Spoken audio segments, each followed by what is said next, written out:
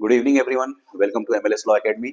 हम exam with series के जो सेक्शन 3 का जो सेकंड पार्ट है इसको लेकर आ गए हैं आपके लिए, जो पॉलिटी सेक्शंस को हैंडल कर रहा है। पॉलिटी के जो एमसीक्यू के जो क्वेश्चंस हैं उनको हम हैंडल कर रहे हैं। तो अभी लास्ट वाले सेशन में हमने देखा था 25 सवाल देखे थे। अब हमारा जो है नेक्स्ट 25 सवाल हम इसमें देखने की कोशिश करेंगे। तो इस सवाल को देखने की कोशिश करते हैं। अगला सवाल आता है आपका कि the prime minister of India is, यानी कि prime minister of India, India के अंदर जो प्राइम मिनिस्टर साहब जो होते हैं वो कैसे होते हैं, मतलब इलेक्टेड होते हैं, सिलेक्टेड होते हैं, नॉमिनेटेड होते हैं, अपॉइंटेड होते हैं। तो इसका आंसर याद रखिएगा, क्या होते हैं? अपॉइंटेड होते हैं।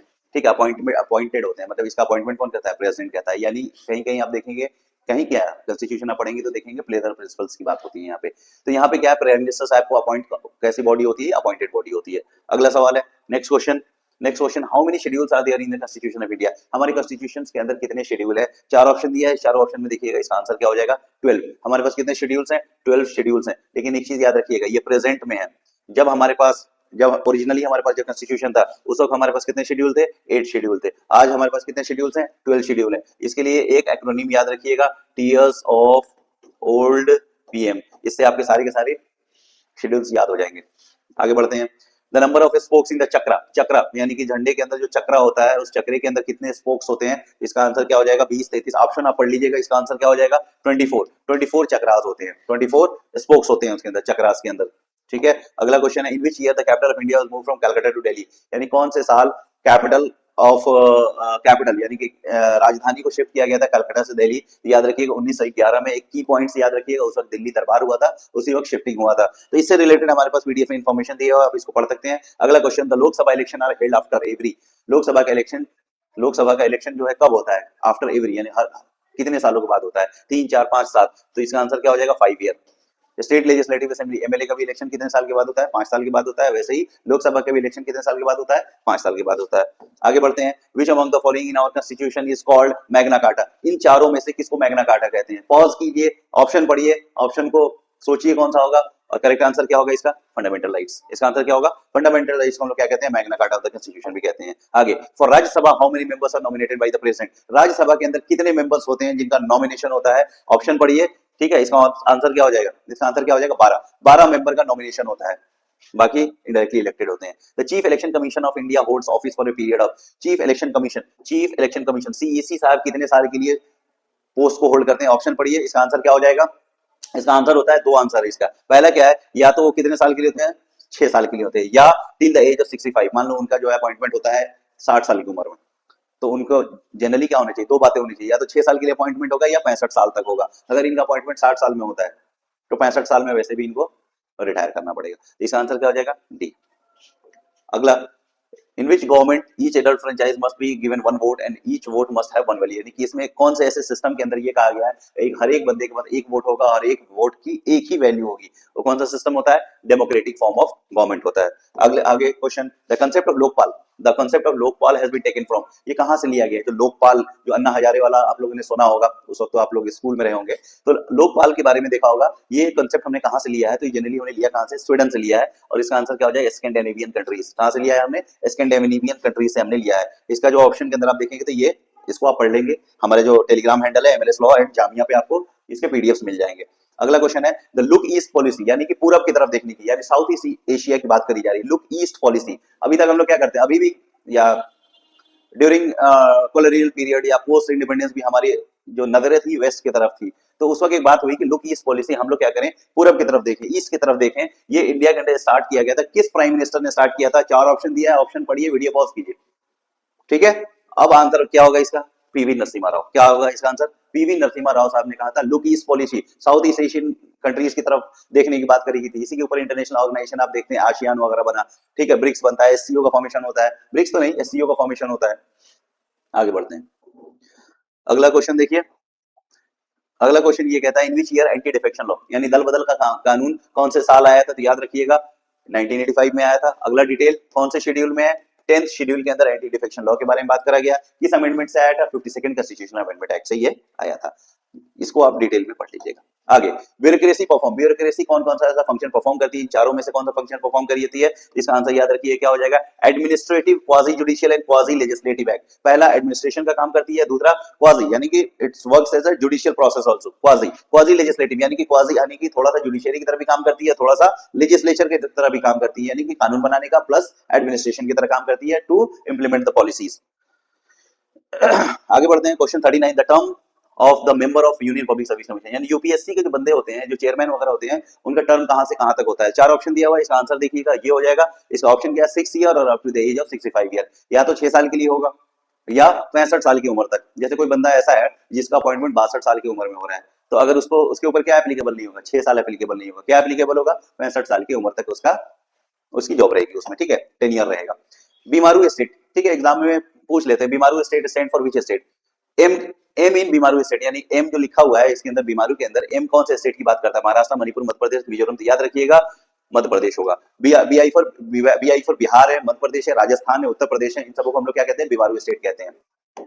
अगला, अगली चीज क्या है, देखिए हम हमारी जो टीम है जो एमएलएस, एमएलएस आप लोग के लिए है ना एंड गेम लेकर आई है, एमयू बीएलएलबी को बहुत ही स्ट्रैटेजिकली और 30 दिन के अंदर उस सिलेबस को कंप्लीट करके करके आपको एग्जाम को क्लियर करने के लिए हमारे पास एक एंड गेम एक कोर्स हमने लॉन्च किया है, जो जो प्योरली एमयू बीएलएलबी के ऊपर फोकस कर रहा है, जिसके अंदर हमने जो है ईद के मौके पे जो है 85% आपको ऑफ दिया है, जो बेस्ट प्राइस है 1499 का जो ऑफर प्राइस है, इसमें आप अवेल कर सकते हैं। इसके अंदर सारी की सारी चीजें आपको दी गई हैं, लाइव एंड रिकॉर्डेड क्लासेस है, daily practice sessions, 20+ mock test है और 200+ सेक्शनल टेस्ट है। ये सिर्फ कहने को नहीं कह रहे हैं, ये सारी चीजें हमने दिया है और हम दे रहे हैं और देते आ रहे हैं। जो हम यहाँ पे वादा कर रहे हैं वो जो पढ़ रहा है वो जान रहा होगा, या आप इसका आप रिव्यू ले सकते हैं। तो ये सारी की सारी चीजें जो है हमारी जो एमएलएस प्रोवाइड कर रही है, 30 डेज का ये क्रैश कोर्स आपको प्रोवाइड किया जा रहा है। आप इसको ज्वाइन कर सकते हैं 22 मार्च से पहले पहले तक, या 22 मार्च तक, 23 मार्च से इसकी क्लासेस शुरू हो जाएंगी। और आपके बाद आपको जो भी इन्फॉर्मेशन चाहिए होगा, ये इस नंबर पे व्हाट्सअप आप कर सकते हैं, आप कनेक्ट कर सकते हैं, इस कोर्स के डिटेल्स को आप जान सकते हैं, इसमें एनरोल करा सकते हैं, और बैचेस स्टार्टिंग फ्रॉम 23 मार्च। और जामिया के लिए जो है ना वर्टिक 70, यानी ये भी हमारा एक क्रैश कोर्स है जो एमएलएस लेकर आई है। 70 दिन बच रहे हैं आपको ईद के बाद, आप देखेंगे तो 70 डेज का के लिए आपके लिए एक प्लानर लेकर आए हुए हैं, जिसमें आप जामिया बीएलएलबी के एग्जामिनेशन को आप क्रैक करने के लिए पूरी की पूरी जो है सफिशिएंट स्ट्रेटेजी के साथ हम लेकर आए हुए हैं। इसमें भी आपको जो लाइव रिकॉर्डेड सेशंस है, live and recorded both sessions are there, daily practice 40+ mock test है, ठीक है, मॉक टेस्ट है, फुल लेंथ मॉक टेस्ट है, प्लस 300 सेक्शनल टेस्ट दिए हुए हैं। ये भी इसका जो है आप ऑफर कब तक अवेल कर सकते हैं, 22 मार्च तक इस ऑफर को अवेल कर सकते हैं। और इसका जो बेस्ट प्राइस है आफ्टर 90% ऑफ आपको कितना मिल रहा है, 999, 999, ठीक है। आपको इस चीज को अवेल कर लेना चाहिए 22 मार्च तक, ठीक है, क्योंकि हमारे भी जो क्लासेस वगैरह हैं इसमें इंटीग्रेट हम लोग करेंगे, 23 मार्च से इसको भी स्टार्ट करने की हम लोग कोशिश कर रहे हैं। तो ये हमारा हो गया वर्डिक 70 प्योरली और fully focused on Jamia BLLB examination, entrance examination. और उससे पहले है क्या, एंड गेम। एंड गेम किसके लिए, एमयू के लिए, 30 डे क्रैश कोर्सेज है वो, ठीक है। आगे बढ़ते हैं, अगला क्वेश्चन है 41, कूप। सुनिए, कूप याद रखिएगा, एग्जामिनेशन में पूछ सकता है, कोई भी एग्जामिनेशन हो, कूप मिलिट्री कूप होता रह रहा है। जहां पे क्या होता है, इंस्टेबिलिटी कराई जाती है, मिलिट्री जो है जिसमें इंटरवीन करती है उसको मिलिट्री कूप कहते हैं, और कूप इज ए जनरल टर्म। देखा होगा आपने बांग्लादेश में, देखा होगा अपने नेपाल के अंदर, श्रीलंका के अंदर, ये सब चीजें हो रही हैं। तो कूप का मतलब क्या होता है, तो इसका आंसर याद रखिएगा, इसका आंसर होता है sudden overthrow of A government, illegally government को ओवरथ्रो कर देना। कैसे, इलीगली। अगर उसमें मिलिट्री का यूज होगा तो उसको मिलिट्री कूप कहेंगे, और इस कूप का मतलब जनरल हो गया कि क्या करें, अचानक से सरकार को हमने ओवरथ्रो कर दिया इलीगल वे में।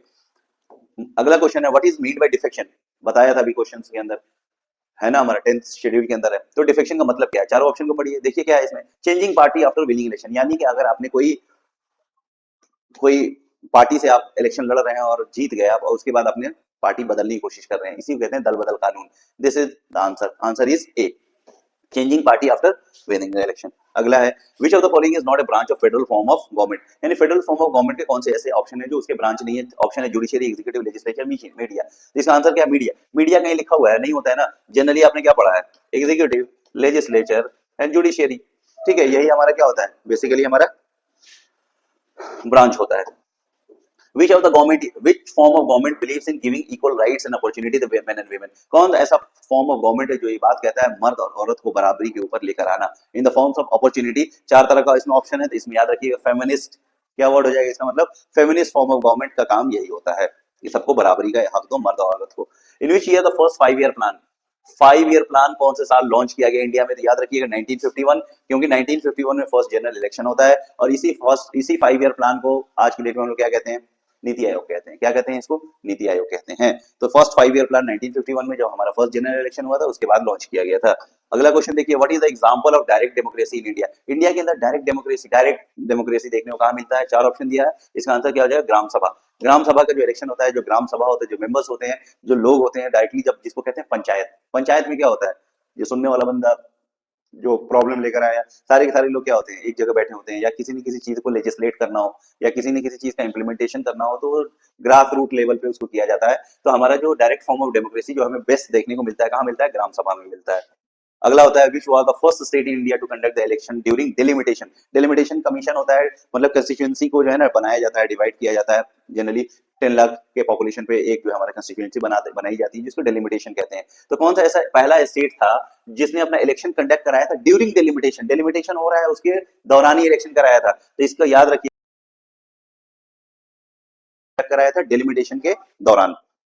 अगला है, Malayalam is the official language. इन चारों में से मलयालम जो है ऑफिशियल लैंग्वेज कहाँ का है, तो कहीं आपको मलयालम तो केरल तो दिख नहीं रहा है, तो फिर होगा क्या, चारों ऑप्शन पढ़िए, उसके करीब देखिएगा आपको पास अरेबियन सी में, आप देखिएगा इंडियन ओशन के पार्ट में हमको लक्षद्वीप मिलता है। अरेबियन सी जब जाते हैं आप, अरेबियन सी से जब नीचे की तरफ जाते हैं इंडियन ओशन की तरफ, तो वहां आपको लक्षद्वीप मिलता है। ठीक है, तो लक्षद्वीप में जो है ना मलयालम लैंग्वेज बोली जाती है, वहां की ऑफिशियल लैंग्वेज है। Konkani is the official language. Konkani official language किसकी है, 4 ऑप्शन दिए हैं, इसका याद रखिएगा, ये हमारा जो है यूटी है, दमन and Diu. Daman and Diu ये हमारे पास एक जो हमारे अरेबियन सी के अंदर है, यहाँ पे हमारा ऑफिशियल लैंग्वेज क्या है, कोंकणी।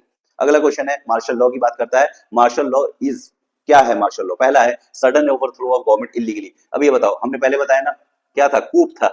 अगर किसी भी गवर्नमेंट को इलीगली हम अचानक से उठा के फेंक देते हैं, उसको क्या कहते हैं, कूप कहते हैं, मार्शल लॉ नहीं कहते हैं। Second, a system of rules that takes effect when military authority takes control of normal administration of justice. ये इसका करेक्ट आंसर है। क्या है, सिस्टम ऑफ रूल, एक रूल का एक सिस्टम है जिसमें क्या होता है, मिलिट्री अथॉरिटी, मिलिट्री की जो अथॉरिटी है वो क्या करती है, कंट्रोल कर लेती है किसका, नॉर्मल एडमिनिस्ट्रेशन का। जैसे अभी नॉर्मल एडमिनिस्ट्रेशन चल रहा है, डीएम साहब है, सीएम साहब है, आईपीएस है, एसडीएम है, जो भी प्रोसेसेस है इन सबको हम लोग खत्म करके मार्शल लॉ लेके चले आते हैं, यानी कि मिलिट्री अथॉरिटी चली आती है, उसी को हम लोग क्या कहते हैं, मार्शल लॉ कहते हैं। तो इसका करेक्ट आंसर क्या हो जाएगा, बी।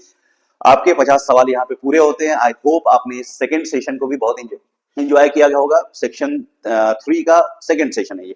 यहाँ पे आपके एग्जाम विद पार्ट के 3 सेक्शन के आपके कंप्लीट कराए जा चुके हैं, पॉलिटी सीरीज के आपके हो चुके हैं। जिन्होंने इस सेशन से पहले वाले सेशन नहीं देखे होंगे वो आप जाके देख सकते हैं, लाइव क्लासेस लिए गए हैं। बाकी इसके जो टेलीग्राम हैंडल्स दिया हुआ है @MLS लॉ जामिया, आपको इसके पीडीएफ प्रोवाइड कर दिए जाएंगे। और जो हमारे 2 सेशन हमने जो लॉन्च किए गए, एमयू के लिए जो क्रैश कोर्स है, जामिया के लिए जो क्रैश कोर्स है, एमयू के लिए एंड गेम है, और जामिया के लिए क्या है, वर्डिक 70 है। तो आप इसको ज्वाइन कर सकते हैं, आप इस अपॉर्चुनिटी को अवेल कर सकते हैं। ठीक है, और ईद मुबारक। ये सारे ऑफर भी हमारे ईद के बेसिस में ही, तो आप सबको ईद मुबारक, एमएलएस टीम की तरफ से आप सबको ईद मुबारक। ठीक है, फिर मिलते हैं अगले सेशन में, अगले एपिसोड में, अगले सेक्शंस जो हैं एग्जाम विद सीरीज के। तब तक के लिए thank you, have a nice day.